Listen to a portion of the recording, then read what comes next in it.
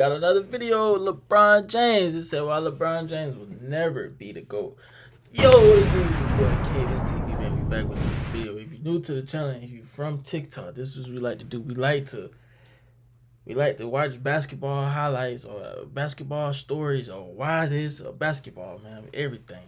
So yeah, we finna get into this video. If you're new to this channel, hit that subscribe button. I'm Go by Kavius, and this is what we like to do. Like I say, subscribe to my other channel at Kavius Reacts, where if you want football content, we doing the same thing over there. We reacting to football content, man. So yeah, man, we finna get into this video. Hit that subscribe button because we is on the road to 10,000. So we finna see why they say why LeBron would never be the GOAT 2014. So let's go. Why is ring culture so much more prevalent in the NBA than in other sports? Yeah, it's funny. Yeah, I don't know. I don't know why it's discussed so much in our sport and why it's the A-all, B-all of everything. I know that ain't who I think it is. Not Lil two, Big Bro. not three, not four, not five. What's the next aspect of the game you want to get better at? Individually. Individually, winning. Come again? When it's all said and done, we know free agency is coming up. Yeah. Can you picture yourself somewhere else? At this point, I can't. Timeout with 2:12 remaining. Dreams of a three-peat ending for the Heat here tonight. 12 seconds later. LeBron James tells Sports Illustrated, quotes, "I'm going home." This stuff is hard. And you got to stay together if you got the guts. And you don't find the first door and run out of it. Facts. When it comes to the big three-peat era, I feel like he could have did more years with Wade and Bosh, and probably could have ran it back, bro. He ain't have to lead like that, though. And I understand why you left. I don't understand. I guess because they took your cookies. That's probably why. That's what story I've been hearing. That somebody they took your cookies. You got mad, so you been wanting out the door ever since that then.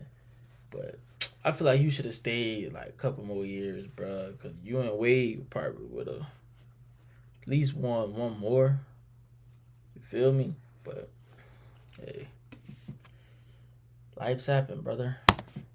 Wade and LeBron James, the Heatles era. This team going in 2011 was clearly the next dynasty in the NBA that would dominate the Eastern Conference for years to come. As in LeBron's own words, they're going to win not one, not two, not three, 4, or even 5 championships. You sure about that? Now, with all that being said, looking at the big three... He did say that. And you promised the Heat fans that too, brother. You promised the Heat fans that. As soon as y'all left, as soon as y'all lost in the finals, you left. I feel like,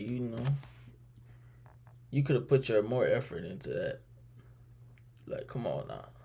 That was the same team y'all had beat a year before. Year after.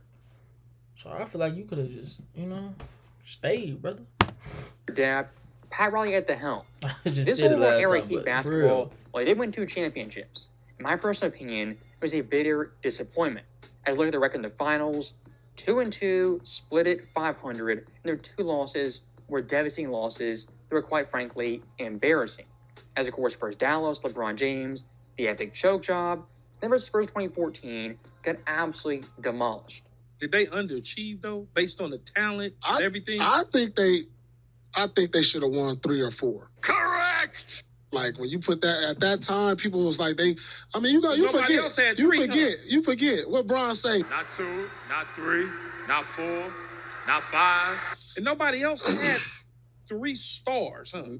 Not at that level. Y'all was older. Yeah, we was older, but nobody had the big 3. Everybody had like 2 stars. 2.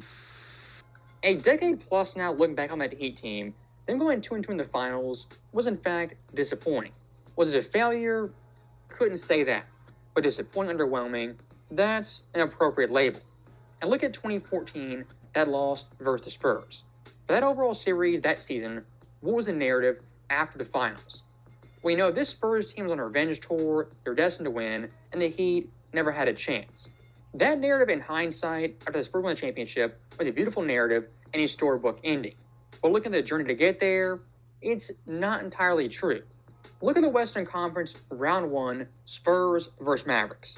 This Mavericks team, their two best players, Dirk Nowitzki with 35 and Monte Ellis. This series, it went 7 games. I'll repeat that, a 35-year-old Dirk Nowitzki took the 2014 Spurs to 7 games. The second round versus Portland, LaMarcus Aldridge, a dominant series, it was 4-1. Then there was finals with the Thunder, a 4-2 series, which in all honesty was the NBA Finals, the two best teams in basketball. So what's my overall point? Look at this 2014 Spurs team. Yes, a great team and worthy champions. But look at their path to the finals, path to the championship. They weren't a juggernaut, a shoo-in to win the title from day one. And why was that? Because look at the Western Conference. It was absolutely loaded. And compared to the East, it's a no contest. 50-win teams in 2014 in the Eastern Conference. There's only 2. The Pacers, then Miami. What? The Western Conference. Well, it's still to like this day where the Eastern Conference really don't be having like that. That's why I feel like the Knicks this year was blowing past people because it really wasn't nothing. Well, I take that back because it is different. It was different. But this is crazy. This is crazy.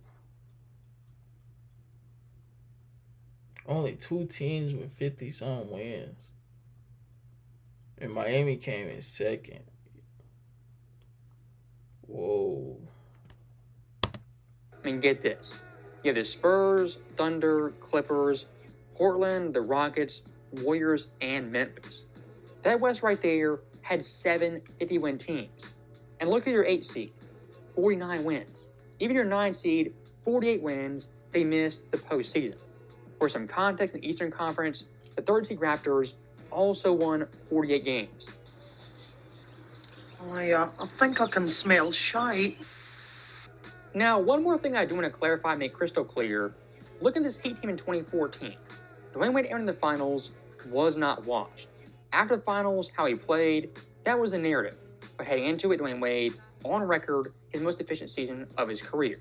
As in the field, 54.5%. Yeah, his highest mark ever. Good. From 2, 55.7%, again his highest, and true shooting percentage, the highest of his career. Looking at 2014 D Wade, his overall counting stats points per game also were reduced due to LeBron James being the first option. But looking at efficiency, Wade wasn't even washed. He still wasn't like, he wasn't like Wade, he probably came in, but he still was Wade though. It was all-time great for Wade in 2014. And look at the NBA, the top 50 scores. Based off shooting percentage, D Wade was the 4th best player in the league. The guys behind are Dwight Howard, LeBron James, and Brook Lopez.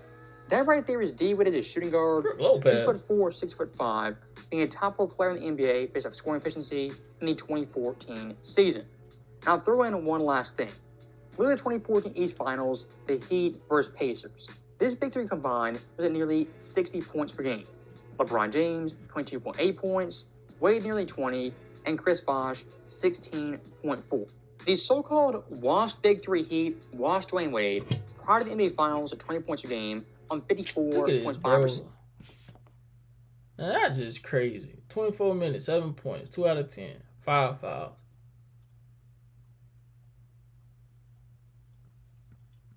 Man, Jordan would never, man. Jordan would never, dog. I can't believe that, bro. Look at his overall career based off field percentage, the 4th highest in any series of his entire Hall of Fame career. We didn't have enough. He's a liar. Then a sweep of Charlotte defeated Brooklyn in 5 games. Little tougher test against Indiana, but still an impressive 6-game win. LeBron James, Dwayne Wade, and Chris Bosh really finishing off those series well. They ain't play nobody. Indiana, they spanked them, bro.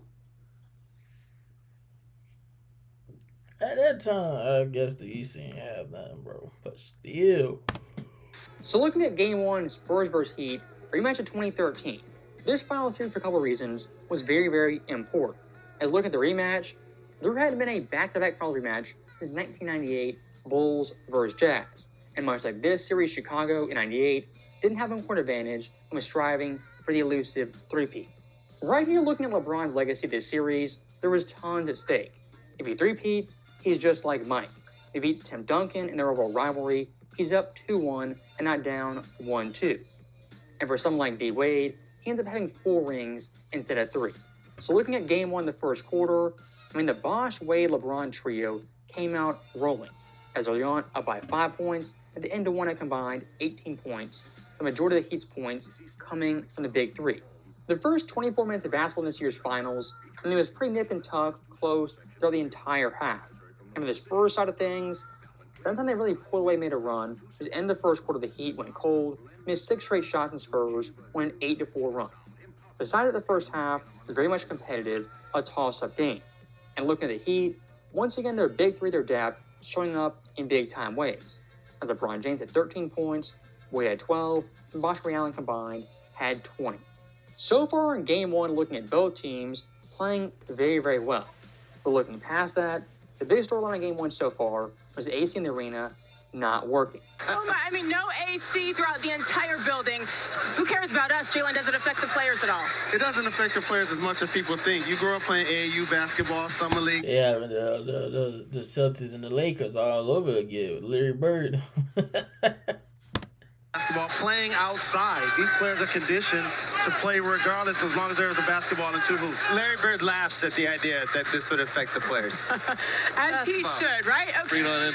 You've been sweating a lot, so okay. Oh, yeah. I feel like pouring a bucket of water. Looking over to the Heat bench prior to that timeout, saying, time to get me out. Need a timeout. That's what Eric Spoelstra did. Now, that right there for Game 1, the AC not working, was a big-time subplot. But looking at both these teams, if you're being logical, who do you think could handle it better? The Miami Heat, who have Wade, Bosh, LeBron, all guys were in shape, See, with that, bro, it's probably no different than playing in outside, bro. If you play outside, bro, no different, bro. Man up, and let's get this dub, bro. Good athletes, the San Antonio Spurs, at this point, were an ancient team. Tim Duncan, 38, Manu, 36, and Parker and Diaw in their early 30s. The oldest if you're team a betting in man at halftime, so the AC being a big-time factor, nobody in their right mind would think LeBron, Wade, and Bosh being more affected by the Heat than the San Antonio Spurs. But once again, this team was old, and in theory, the Heat will wear them down the longer they play. But looking at this game, virtually the exact opposite. As the Heat in the second half were definitely fatigued, and LeBron himself in the fourth quarter had cramps not once, but twice. Broken. And it has caused some problems for players, including LeBron James. Watch him here after this shot. Looks to the bench. Second time in the game he's had to do that and ask out. This is down at the other end of the floor. James in there guarding Duncan, and you can see that he's had all sorts of problems. We heard him on our mic earlier say that he couldn't breathe because of how hot and steamy it is in here. And it's certainly pressure. And Bob talked about it. Everybody's going through the same thing. And if you're LeBron James, an all-time great, the great ones find a way to tell their body, not now. A few minutes later. It is stifling just to sit and watch. Again, fans all game long have been waving their programs. Pathetic. What kind of physical test was it in here in this arena with the temperature being what it was? It was significant. Yeah, it was definitely a factor. I don't know what happened to LeBron, but I think all of us were feeling the heat. We're all dehydrated. We played through it, found a way to win. That right there for LeBron's legacy. Oh my God, look at the score, bro. It was 92-94. 3 minutes left in the fourth quarter, bro. Then like, come on, bro. This one, that ain't in the finals, bro. You supposed to go to war in the finals. Damn, I ain't never realized this, bro. That's why I say he could have played his best. He could have played his best in that series, but he was so ready to get back to Cleveland. Of LeCramp James. And looking at game one, losing game one, not a big-time deal, but at the very least, a squandered opportunity. As prior LeBron leading this game was basically dead even, a toss-up of who would win it. Now, looking at Game 2, also in San Antonio, essentially a must-win game where you can't lose 2 straight like you did in 2011. So the first quarter of this game, how did the Heat come out? How did they attack? Well, it wasn't great. They were lethargic, slow, and running in mud. The Spurs team firing all cylinders, looking fantastic. As Duncan in the first quarter had a game-high 11 points.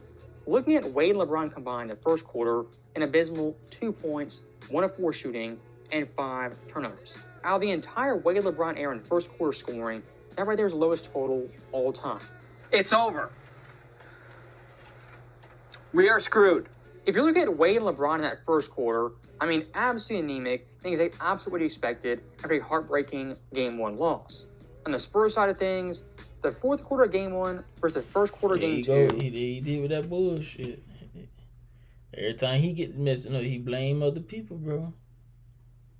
He blame other people. I'm starting, man, I see why Kyrie left, man. Almost identical, as combined 52 points, 21 dimes, impeccable shooting, and only missed 1 3 in 2 quarters combined. This Spurs team in the second quarter, it felt like blowout city. They were going to run away with the game and put it out of hand fairly early. But to the Heat's credit, a very important 7-0 run to close the gap and make things manageable. And it was all said and done in the second quarter. Actually outscored the Spurs 24-17 as San Antonio went absolutely ice cold. That right there for the Heat was a critical quarter. It stopped the bleeding and responded with some great defense and solid offense. As looking at LeBron James in the quarter, had 11 points, Bosh had 10 total, Ray Richard had 6, and Ray Allen had 5. Looking at the first half offensive stats, no doubt solid, some good output. But looking at the big time difference why this game was close, wasn't the Heat's offense, but their defense. As looking at the Spurs in the first half, only 43% shooting. And of course in the second quarter, only managed 17 points. So far in Game 1 and Game 2, yes, some big time runs, big time scoring bursts, but the Heat almost every time would respond and make things competitive. And look at the fourth quarter, again, very tight competitive, much like Game 1. And lucky for Heat fans this time, LeBron James didn't cramp up and had to leave early. 5 to shoot. James finds Allen to Anderson, reverse layup. 8 to play for Bird. That's nice, bro. Get more switch. Ginobili on the drive, back out to Parker. Parker for 3. Let's go. And LeBron James looking, saying, "Are you kidding me?" Spurs do have a foul to do. James kicks it out corner to Bosh, an open 3. It's good. Chris Bosh from downtown. Ginobili got hit in the face. Continues pass off of Duncan's fingertips. James drives down the lane, lefty layup. He got tripped up. This is that Duncan the rebound. Allen right up on Ginobili. Ginobili behind the back, steps back to 2-pointer. Won't go. Rebound stripped. Diaz tried to get it. Miami ball. To have a foul to give. Bosh puts it on the floor. Bounce passed away. Banks it in. That right there from Chris Bosh in Game 2 was some big-time clutch plays. The timely three-pointer, was a good pass to Wade. What it looked like. Bosh was the one that was doing something to put the game out of reach. Chris Bosh in his Heat career in the finals had some big-time clutch plays that are highly underrated and outright forgotten. Of course, Game 2 of this series, but also versus Dallas in Game 3, with a clutch-time game winner that nobody remembers. And look at Bosh 2014, the 5 games prior to this game, this guy was rolling, playing at an all-time level as a third option. And looking at his averages, 21.2 points, 7.2 boards on impeccable shooting. Chris Bosh right here in 2014 in the Heat's third option, if he got the touch of the shot attempts, was capable of being a 21-7 guy on ridiculous shooting. In this era of the NBA in 2014, pre the stats going crazy, that guy being your third option is luxury many teams simply did not have. And looking at both these teams, the Heat and Spurs, through 2 games, evenly matched, competitive, and if you had to predict, it's probably going 7. As looking at LeBron, in the second half of Game 2, he was in fact phenomenal, all-time great. As in the half, had 22 points, and was damn near flawless. What you need from LeBron this series is an all-timer. Not just 1 good quarter here, 2 good quarters there, but a full 48-minute game where he's locked in, aggressive, and playing on both ends. And what you can have a repeat of is the first quarter of Game 2, where he had measly 2 points and 3 turnovers. So with that in mind, looking at Game 3 in South Beach, the Heat on their home floor this season were a pretty impressive 32-9, the 5th best mark in the NBA. And in the postseason, were a perfect 8-0. That right there is some very important context. And look at the first quarter. This game in the first quarter was close for about 3 minutes. As once it was tied at 8 apiece, the Spurs from then on out went a 17-4 run and followed up with a 14-5 run, and after one, were up by 16 points. And looking at Kawhi Leonard in the first quarter, a game-high 16 points. In my second quarter, the Spurs still rolling, were now up 25 points due to Kawhi dominating on both ends of the floor. 6 for 6 combined, including free throws for San Antonio. Leonard again aggressive. Count it and one. Has struggled so far in this series and for much of the playoffs. Leonard again shooting and nails the three-pointer. Bottom line is it sparked the team and came up with a big W on the road in Game 2. Parker looking. Leonard another three. Puts it in. Kawhi Leonard. What's the #1 rule in basketball? Hand down, man down. Leonard. Wild pass out to Mills. Patty Mills finding Leonard in the corner. That's a three. Kawhi Leonard. Most points he's ever scored in any quarter in his brief career by Leonard. Leonard gets it back, fakes the three. James closes out on him. Leonard shoots and hits. That first half by Kawhi right there was an absolute carry job. And compared to Game 1 and Game 2, where he's largely out of the offensive flow, Game 3 was the Kawhi show, him finally taking over. And looking at that 25-point lead, at this moment what you're thinking is the game is out of reach and it's effectively over. And that's technically not true. As looking at this Heat team, they made numerous runs. As coming out of the halftime break, got down to 15 points, and they ended the third quarter actually got to single digits at a 9-point lead. So the Heat right here, very much in the game, in striking distance. And look at the second and third quarters, the Heat's offense. Who was carrying them, leading this comeback? Was it LeBron James? Unfortunately not. As Dwayne Wade had 15 points, Rashard Lewis had 9, Bosh had 7, Ray and Cole had 5, and LeBron only had 4. Now why is that important? Look at LeBron's first quarter, he came out blazing, 14 points off rip. But compared to Kawhi Leonard, outscored 16-14. In the next 2 quarters, LeBron James really did nothing. He's being carried by a supporting cast. And watching this game, what I'm thinking for LeBron in the moment is, he's saving his energy resting for the fourth quarter for a big-time push. But for Heat fans, that fourth quarter, unfortunately, the repeat of the second, third quarter, and not a sequel to that great first quarter. Leonard kicks it back out. Thank you, Doris. Green on the drive. James guarding him left-handed and one. What a beautiful shot from Green. Cole looking for James Parker on a double team. James in the post. And a travel. Lifted his pivot foot. Leonard right up on James. 8 to shoot. James puts his head down. Drives to the baseline. Shut off nicely. Stolen by Green. Allen on the switch and Kawhi Leonard. Bro, that's pitiful. This is pitiful to see, bro. I ain't gonna lie to y'all, bro. A bad angle closeout. James against Leonard. Lost the ball. Picked up by Parker. Parker back out Green. Green launches it up to Duncan. Touch pass. Leonard blocked the foul from a hunchback. Gets a head start. Uses Duncan's screen. Leonard on the drive. Kicks it back out. Parker for 3. Puts it in. Tony Parker from downtown. Leonard with 5 to shoot. Pulls back. Leonard with 2 to shoot. Drives. Off balance. Draws the foul on James. As the shot clock was expiring. Still one of the top players in the game. James drives. Layup misses. Diallo the rebound. I ran into dozens of people, and I asked every one of them, who wins tonight?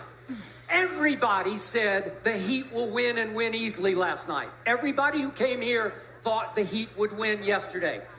I thought the Heat would win. You thought the Heat would win.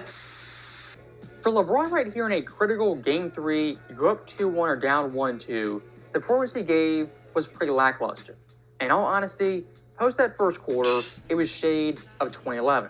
As look at his overall stats, 8 points, 7 turnovers, 4-8 shooting, 0 of 2 from deep, with the worst plus-minus of any Heat starter. Look at LeBron's over... And this is in the finals, bro.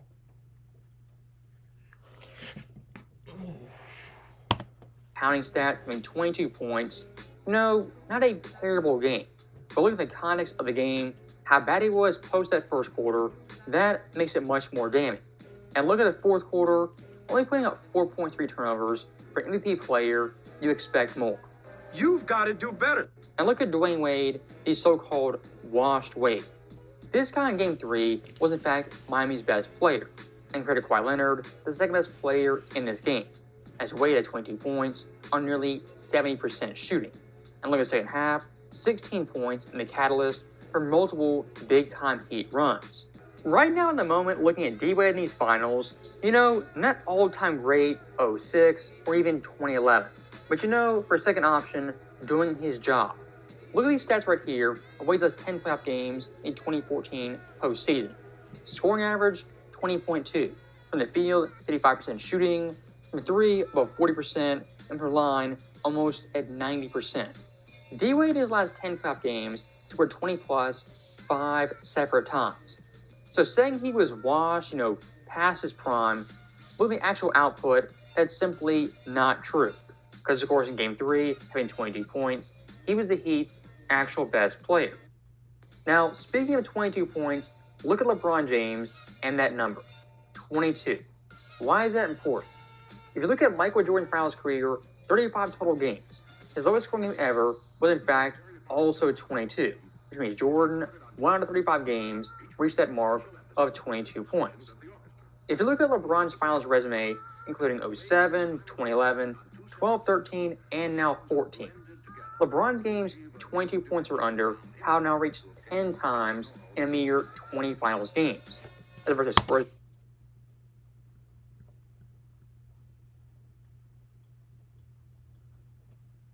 Bro, you had 1 point in 07? 2011, 4 points. 2013, 3. Bro, what? Nah, I'll take that back. Final game, 22 points or less.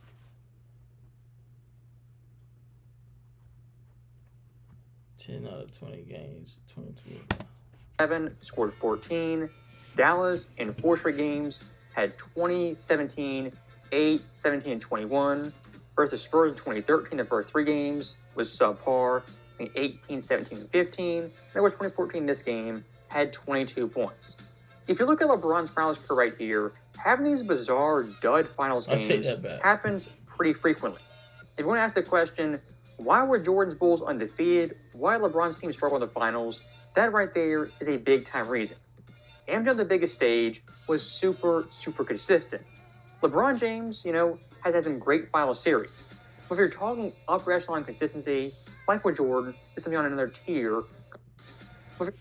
Super consistent. LeBron James, has had some great final series.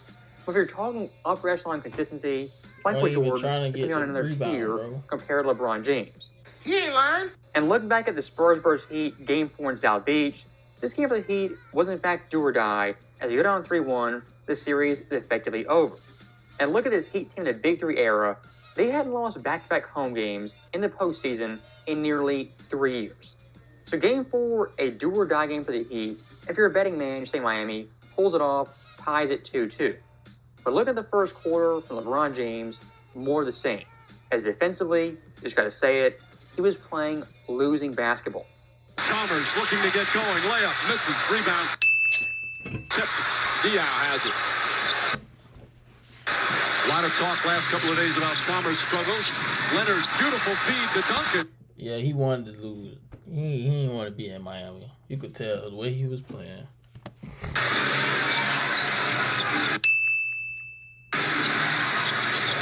Marker again gets in the paint.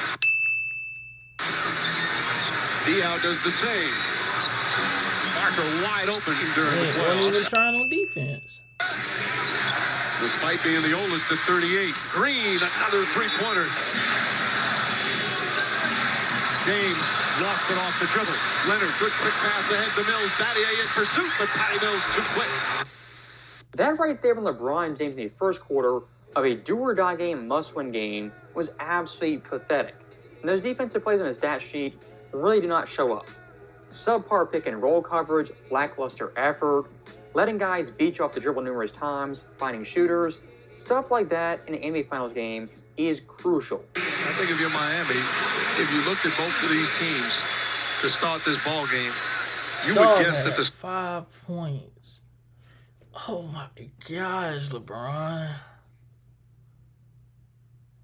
What?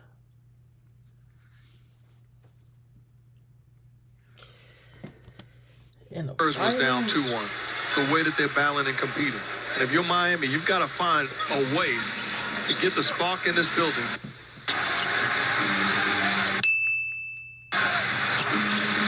Leonard, the drive and finish. Need Miami to show more passion right here, Mike. A lot more passion. Pass to Bosh, a turnover, that's number 6. And when you're talking about passion, it starts with your best players. And looking at LeBron James and Dwayne Wade, they've got to be much better. And they've got to play with more passion on both sides of the basketball. A little longer than a few minutes later. 20 in the first half of a finals game. But San Antonio's defense has been much, much better. Mills, not that time. Leonard on the follow. Kawhi. Much better. Mills, not that time. Leonard on the follow. Kawhi Leonard throws it down. And it's a 22-point game. Now, for LeBron's overall play this game, looking at the stat sheet, where really Pat is... Now, for LeBron's overall play this game... Why your hands not up? You see him shooting. Finna shoot. Why your hands is not up right there? Watch where he put his hands up. Watch. The man already done shot the ball. You just not want to put your hands up. Stat sheet, where really padded his numbers, made him look more impressive than they actually were, was in the third quarter. As LeBron in the third quarter had 19 points on 7 of 10 shooting. That right there, just in a vacuum, is a phenomenal quarter. But look at the stats, a day late and $1 short. The Miami at this point was already down by 20. And look at LeBron's 7 baskets in that third quarter. The first one, down by 19. The second one, down by 19. Third one, down by 19. Fourth, down by 17. Then down by 24, 24, and 24. Look at LeBron's overall numbers. The impact on winning was minimal at best. And what do you go back to? That first quarter, first half LeBron James being absolutely anemic. When LeBron turned on in this game, it was simply too late. But look at the stat sheet, you wouldn't know that. But watching the games, it's very, very apparent. The Miami Heat got beat down last night. They've been beat down the last 2 games in Miami. And I think the thing that has gotten me, and I'll say it, depressed, is the fact that they were tired in the second quarter. In the second quarter, I saw LeBron James looking spent. The rest of the team looked tired. And it wasn't because they were older and older than San Antonio and that was it. No, Greg Popovich went like this. Patty Mills, Kawhi Leonard, Danny Green, push it, push it, push it, push it, push it. And it didn't matter what the Miami Heat did. Popovich insisted that they pushed the tempo. And because of it, Miami literally looked like a team starving for an oxygen mask. Now, for this series now being 3-1, basically over, ask the question, why did he lose this series? Where did it go wrong? If I had to pinpoint a stretch where it went wrong, I think it's Game 3 post the first quarter and the first half of Game 4. As I think there's 5 quarters in total, LeBron's overall output was piss poor. As in total, 17 points, 9 turnovers, 315 shooting, and 2 of 5 from deep. His plus minus with an absurd minus 20, the lowest any starter on either side. Again, look at LeBron in Game 4 and Game 3 is Dr. Jekyll versus Mr. Hyde. Look. 1 quarter nearly... Oh my God, bro. Jordan would never, bro. Kobe would never. 20 points, on fire, going berserk. Then the next quarter, he's anemic, has about 3 points. Looks like 21 LeBron James versus the Dallas Mavericks. I thought Kawhi really bugged LeBron, and LeBron looked a little 2011 finals-ish, the way he was kind of reacting to some of the defenses there. But the big picture thought, this is starting to remind me of the 2004 finals, where Detroit won game 1, the Lakers won game 2 in a dramatic way, and we're like, oh, they're fine. They got Shaq and Kobe. They'll be the Lakers. Game 3, San Antonio dominates. They're dominating this one. And if you remember 2004, Detroit's defense just took over, turned that finals around. It's starting to feel like that's happening here with the San Antonio offense. Again, looking at that 5-quarter stretch, post the first quarter of Game 3 and the first half of Game 4, after the Heat team, the series was lost, and they let go of the road. If LeBron in those quarters actually showed up as more consistent, this series could be 2-2 going back to San Antonio. Due to LeBron's player like more consistent, this series could be 2-2. Nah, at this time, Ray Allen was old as hell. Oh my gosh, bro. And you just sitting there looking. He ain't even trying to put no effort in to block the shot. San Antonio. Due to LeBron's player lack thereof, they're down 3-1 on the verge of getting smoked. And look at the first quarter of Game 5. Here's one telltale sign LeBron James did in fact cause the Heat in Game 4. LeBron in the first quarter of Game 5, the mentality flipped just like that. As in the first quarter, 17 points on 5 of 7 shooting. LeBron once again had one of those quarters where he's playing 10 out of 10 basketball. That for this series is one thing you gotta give LeBron credit for. Yes, had some quarters where he faded away with 2011 LeBron James. For other quarters, he was on fire, carrying the Heat. And look at Miami this game early on, up 18-5, and they were rolling. Now, like we saw over and over again, when LeBron goes berserk in one quarter, the next quarter is pretty lackluster.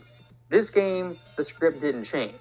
As LeBron in the second quarter had 3 points, 1 of 5 shooting, and the Heat were now down by 7 points.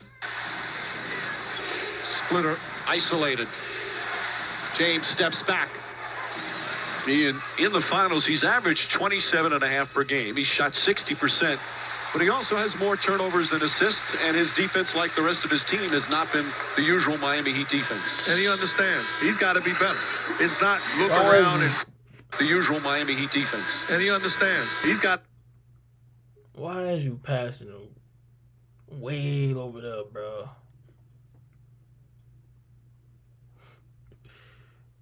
Bro, you had Ray Allen.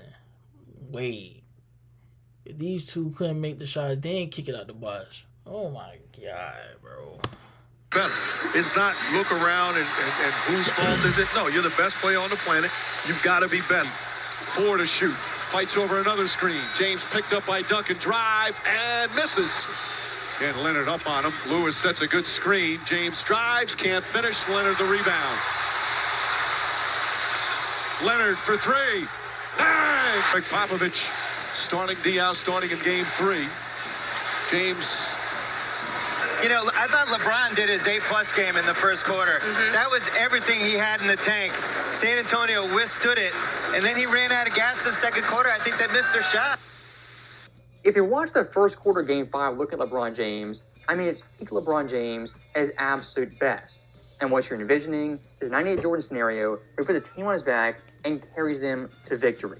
LeBron in the first quarter was channeling 98 Jordan.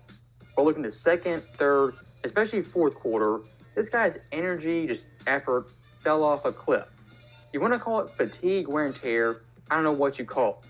But look at LeBron post that first quarter. I mean, something definitely happened. I was being very, very cynical. I saw LeBron post the first quarter, did in fact quit, and gave up on the Heat in this series. Big picture, LeBron James, he lacks all-time great intangibles. He's got all-time great talent, but when it is time to show killer will, I don't see killer will. I didn't see killer will last night, second quarter or third quarter. His intangibles are lacking on the highest level, the Larry Bird magic. I said, when you look at Jordan, he's in another stratosphere. When you look at Kobe and the kind of career he's had, to me, he's in another stratosphere in terms of that killer instinct. For this 2014 Finals Series, Braun lost this series on purpose, bro. I'm telling y'all. Years later, look at LeBron's overall play versus his stats. They tell two completely different stories. As again, look at LeBron's numbers when he got them when they came.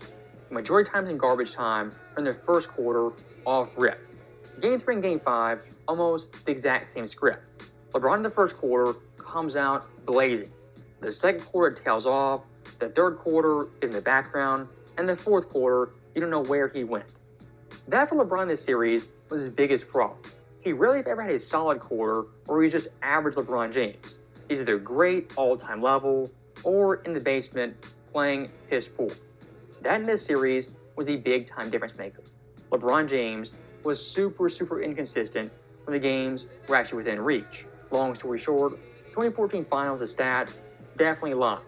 Is it as bad as 2011? Of course not. Nothing is. But looking at this series, LeBron's hands aren't squeaky clean. He's not absolved of all the blame. And here's one thing you got to add in there. When teams going for a three-peat, what it takes is an all-time performance from a superstar player to reach another level. For example, look at 98 Jordan putting the team on his back. That to me personally, one of the greatest. Bro, Jordan put a team on his back when he was sick, bro.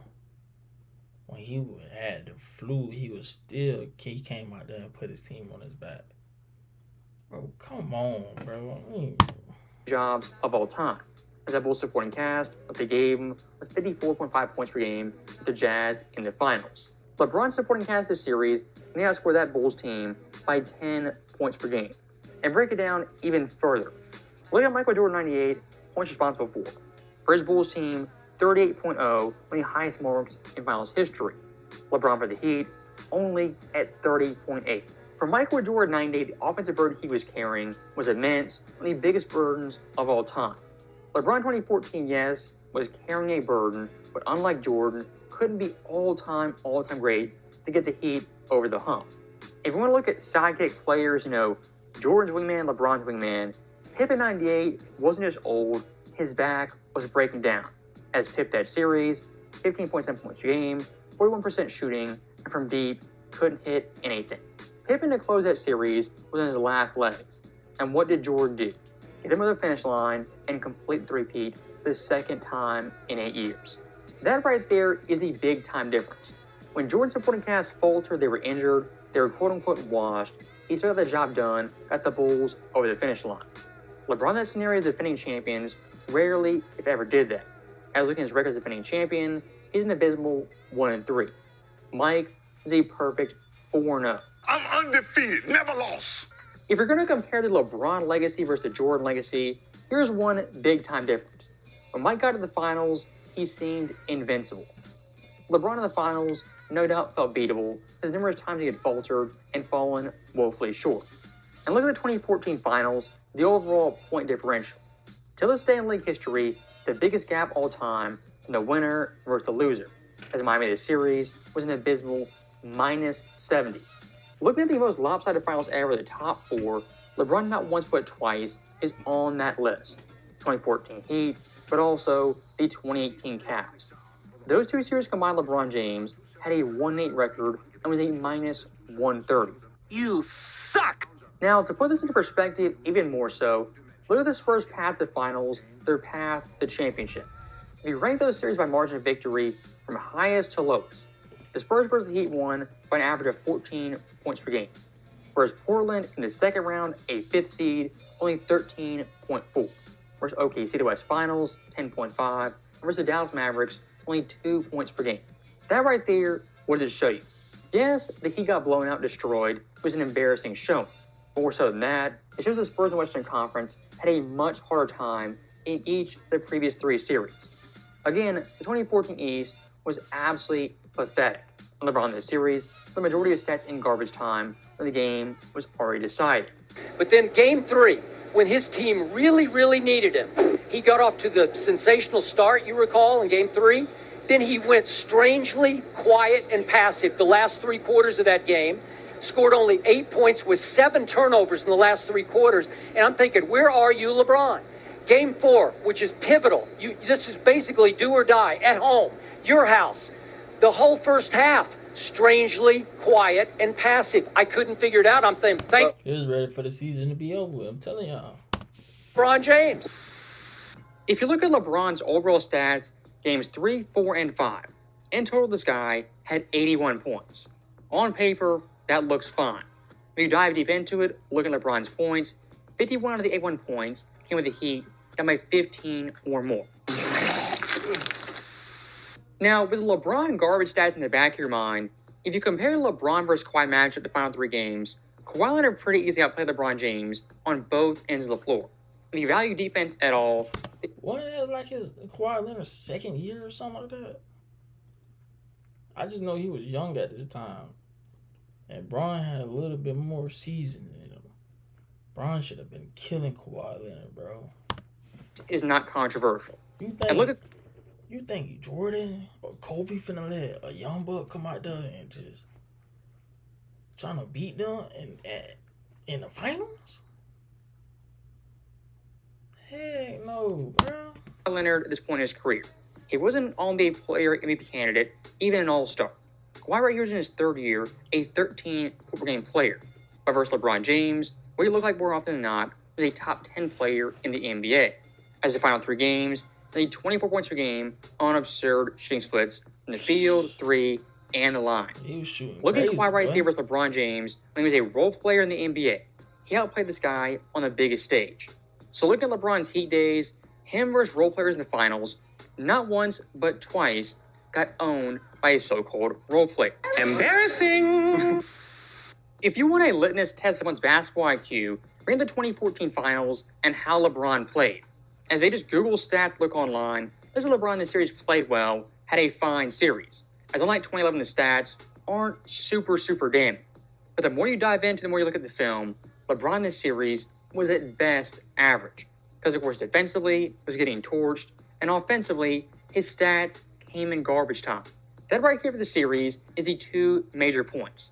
LeBron's raw numbers extremely overrated, and his defense was downright horrendous.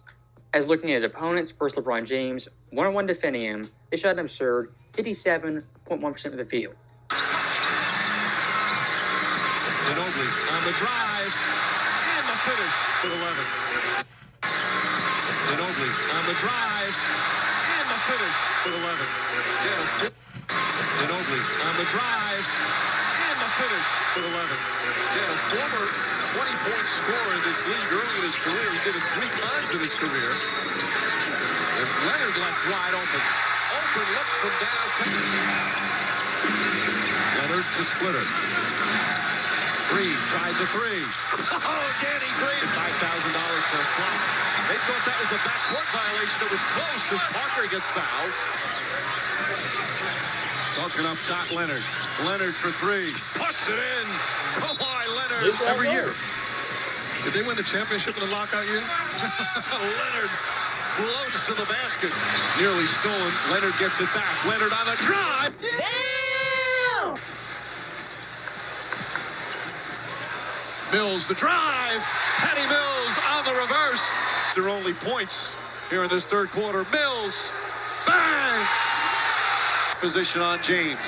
James looking to poke it away. Duncan turns and hits. Green, who's had an excellent series.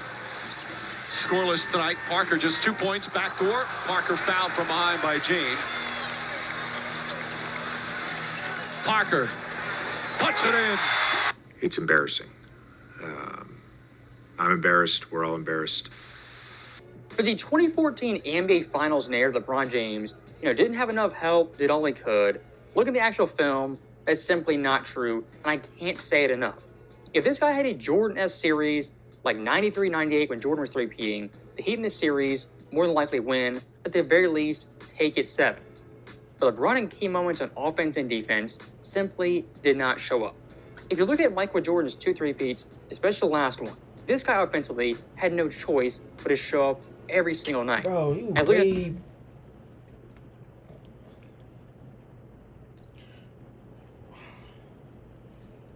Bro, you was way bigger than Tony Parker, bro. Oh my God. Cast in history, one of the worst all time in raw points per game. As far as the Bulls 98, the lowest of all time, and 97, the second lowest in league history. Looking at those players right there, 98 Jordan, 97 Jordan, 99 Duncan, 06 Wade, 94 King. What do they have in common? Not just weak supporting cast, but all-time playoff runs in pursuit of that championship. If LeBron this series went 06 Wade, even 94 King Olajuwon, the Heat do in fact win this series. But like I say over and over again, LeBron this series simply did not do enough. Stats be damned. Now speaking of stats, look at Jordan's supporting cast in championships he won. 1997 versus the Jazz, won 64 games. Scottie Pippen, 20 points per game. Kukoc, 8.0. Combined, 28 points per game on 41.7% shooting. Now factor in 1998, again combining the stats of Jordan's two highest scoring teammates. These guys combined were at 29.4 points per game on 43.6% shooting. Now why is that important? 29.4. If you look at Wade and Bosh in 2014, what's their combined points per game? 29.2 on 48.7% shooting. Looking at both these series, I wouldn't say Wade, Bosh, Kukoc, or even Pippen had an all-time series, an all-time moment. In reality, they were fairly average. But look at the superstar at the tip of the spear, Jordan versus LeBron James. That right there is the big-time difference. Michael Jordan, his series, rose to the occasion and was all-time clutch throughout the game. LeBron 2014 was anything but. And that right there is the crux of the issue why Jordan in the finals had 2 3-peats with 6-0, while LeBron at this point was 2-3 with 3 embarrassing losses. It's that simple. And one more thing I do want to look at comparing the Spurs versus the Heat offensively. These two teams couldn't be more polar opposite. The Spurs ball movement was crisp, they were operating as one, it was beautiful team basketball. The Heat's offense, the majority of times, it was stagnant and a two-man game with 3 guys watching. What the Heat's offense evolved into was a LeBron James system. If you have a ton of talent, it can work, win you a championship, and you can dominate a finals. The majority of times, it simply does not work with one guy being so damn ball dominant. And look at these numbers right here. Overall touches, Wade versus LeBron James on a game-to-game basis. LeBron, 84.7 versus D. Wade, 56.3. That's the final 3 games when the Heat went 0-3. Now go one step further. Look at LeBron James holding the basketball, drilling the air out of the basketball. This guy's average second per touch was 5.01, and dribbles per touch, 4.34. Now in no context, who knows what that means? But here's a comparison looking at Luka Doncic the past 2 years. Luka, a so-called ball hog, the past 2 seasons in LA. Seconds per touch, 4.97. Dribblers per touch, 4.13. Enough said. So that right there is in the video, and I'll say one last thing. Looking at Spurs versus Heat round 2, the majority of LeBron fans, even the majority of NBA fans, this loss on LeBron's resume really doesn't count. Because of course looking at his stats, they look gaudy, impressive, like he did his job. But if you watch the film, you know it's simply not the case, and not the whole story. Now for LeBron's overall legacy, is 2014 the most damning series of all time? Obviously not. 2010, 2011, much, much worse. But look at 2014, when 100% counts in comparison to Jordan, is no doubt a black mark on LeBron's legacy. Because of course MJ 3-peated twice and did it at the ripe old age of 35. LeBron in his prime could not get it done even once. As always, thank you guys for watching. Hope you enjoyed it. I'll see you next time. Ain't no way he shot that ball like that. Hey man, I hope y'all enjoyed this video, man. Y'all let me know if this y'all go. I can't take it enough for LeBron. I ain't gonna lie to you. I hope y'all enjoyed this video, man. I'll see y'all next one.